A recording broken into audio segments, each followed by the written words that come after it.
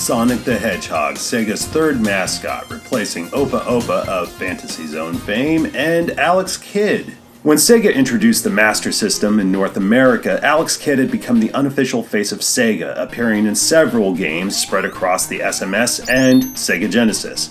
However, Alex didn't really grab gamers quite like Mario, leading Sega to task AM8 Studios with creating a new game with an entirely new character. A character so radically different from Mario no one would ever confuse the two. A character with attitude.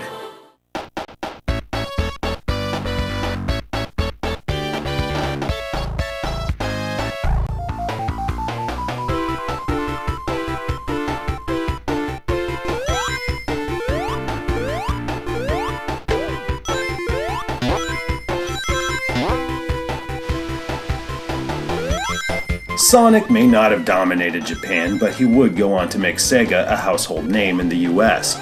Sonic the Hedgehog was a smash, strengthening Sega's position in the home. I can't help but feel this classic has been somehow outshone by its successors, like Sonic 2, Sonic 3, and Sonic & Knuckles. They're amazing games, sure, but this is the original, before they introduced Tails, Knuckles, Amy, and Mighty the Armadillo. Alright.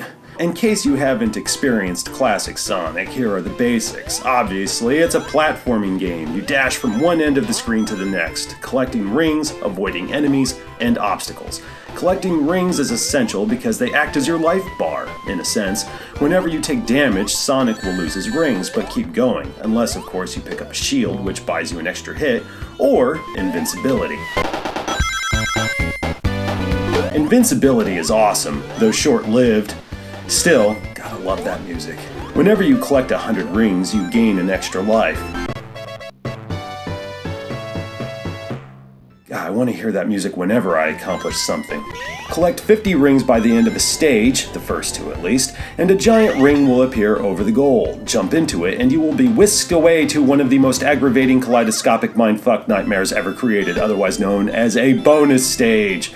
Here you can earn a continue for every 50 rings, and you'll have the opportunity to grab a Chaos Emerald. Okay, if you should somehow manage to snag all 6 emeralds, you get a different ending. Sounds awesome, though I've never seen it. Hell, I've yet to beat this game, so seeing any ending would be a miracle for me. If you're at all familiar with the sequels, the lack of spin dash makes the whole affair that much more troublesome. If you're playing Sonic Jam on Sega Saturn, this isn't a problem. Sonic Jam is pretty amazing. In addition to having near-perfect translations of Sonic's 1, 2, 3, and Sonic & Knuckles, there are added difficulty settings for all 4 titles, and the lock-on feature is intact. There's also Sonic World. It was our first legitimate taste of Sonic in a full roaming 3D environment, as the player accesses several pieces of bonus content. Everything from artwork, music, and cinematics. It's just awesome. Anyway, back to Sonic.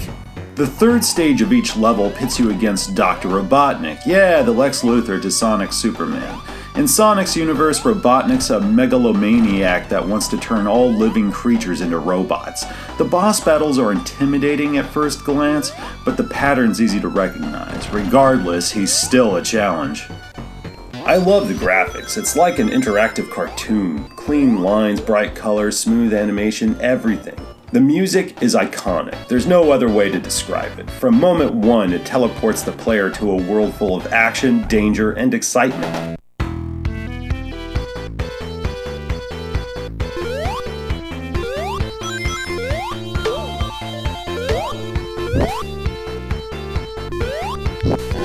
I hadn't played too many games back then that actually made me feel a sense of desperation. Afterburner comes fairly close.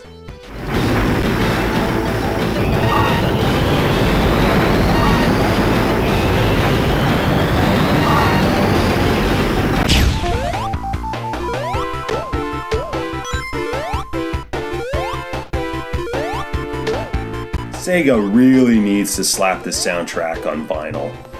Fans will often go on and on about the speed. However, if you really want to get the most out of these levels, you gotta explore. Collect as many rings as possible so you can earn all those extra lives as well as those bonus stages. You'll need those continues in order to progress, because once you reach the Labyrinth Zone, the kid gloves are off. Honestly, the Marble Zone's difficult enough with all the pop-up spikes, lava pits, these annoying bats, and timed jumps. The Labyrinth Zone is where I die the most, thanks in large part to the burrow bots.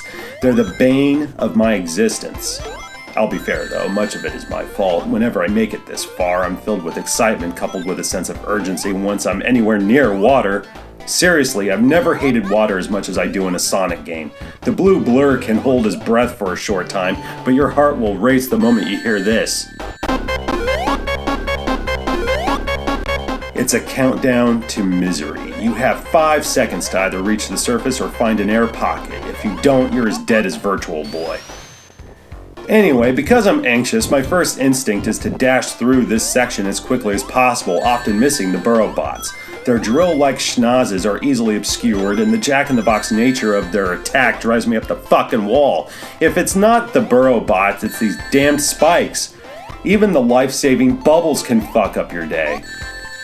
I hate the Labyrinth Zone. Not that Spring Yard's much better, but there's no water at least. Besides, in spite of its frustrations, of which there are plenty, it's still a fun place. Actually, that's kinda how I feel about Sonic in general. Yes, it's difficult, but I love it all the same. It just kills me that I've beaten so many games, but not Sonic. It's embarrassing. Finally got a bug up my ass and decided to use the level select cheat. At the menu screen, hit up, down, left, right, then hold A and press start. Boom! I didn't skip to the end, no, I just wanted to see what was to come, and damn, more time jumps, blind leaps, and these fucking fans. Seriously? In retrospect, I can see how it's been outdone by its successors. I mean, when compared to Sonic 2, the game is a tad slower. Having to build up momentum makes many jumps a real chore. The levels lack the complexity of Sonic 2 and the vastness of Sonic's 3 and Knuckles. Not that I'm saying classic Sonic's a bad game. On the contrary, it's one of the best games ever made and a must-own for any fan of the genre.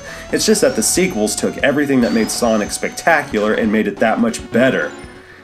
That's rare these days.